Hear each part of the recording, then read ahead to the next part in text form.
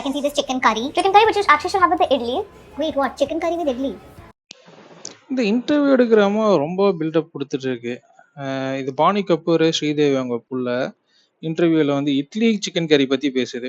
அந்த சிக்கன் கறி இட்லி என்னமோ ரொம்ப டேஞ்சரஸான ஃபுட்டு மாதிரியும், ஏதோ இல்லீகலா ஆஃபர் பண்ண ஃபுட்டு மாதிரியும் அது வந்து பில்டப் கொடுக்குது. என்ன இது இப்படி கையில திங்கிறதா அது திங்கிறதான்னு சொல்லிட்டு ஓவரா தான் சீனை போட்டுட்டு இருக்கு. நீங்களே அதை பாருங்க. You have to try that. What is this combination? You have to try it. It's very good. Have you introduced this or is it a legit? So this is Boni Sir's special idli with chicken curry. I don't know how many of you have actually tried it. Idli ke upar chicken curry.